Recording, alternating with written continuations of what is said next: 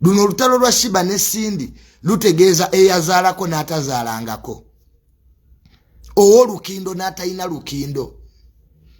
Ayina yiti n'ayinaayinamu. Kubanga Shiba asinga Cindy hit. Era nga bagenze ku stage bombi Shiba ne Cindy. Cindy ayinza obutakwatamu. Kubanga luno olutalo lwa Shiba ne Cindy luabasula egayaza n'abasula emunyonyo. Shiba asula munyonyo. Cindy asula gayaza gye yawasiza. Solo bankyogedde Cindy sigwe bawasa ye yawasa. Kitegeera ekintu ekyo. So olutalo lwa Shiba ne Cindy nga beesanze kololo singa Mukama atuyamba. Buli kimu ne kibeera successful. Shiba asinga Cindy hit. Abana Uganda baagala muyimbi ayina nnyimba. Obojja mu bayawosi ng'oyiwa mu lulala. Kakati kigenda kuba quality versus quantity. Shiba ayina quality, Cindy ayina quantity. So lweru olutalo munnange. Ekigira stage performance yo bonna bakunama. Anasinga ogenda ku kyalaani ku Shiba ne Cindy yajjo singa stage performance.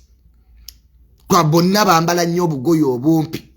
So fa abalabi tujja kunyumirwa nnyo wakati w'olutalo lwa Shiba ne Cindy nga lwa muziki kwa twalulinda dda. The king highest, the queen. Nyinge ebintu by'enga ebikulu. Lugenda kuba lutalo wakati w'abazaalako n'atazaalangako. Kwa Cindy yakazaala, Shiba tazaalangako.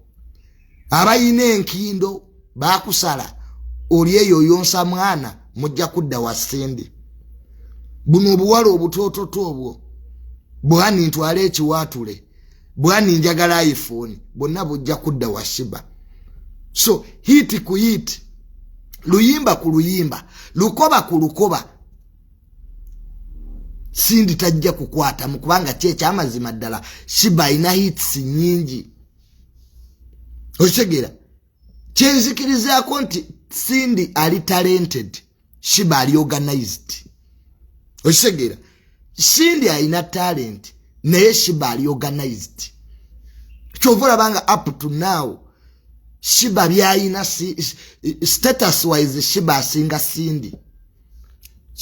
Shiba ina ebintu bingi Cindy byatayina because Shiba is not talented, she's organized.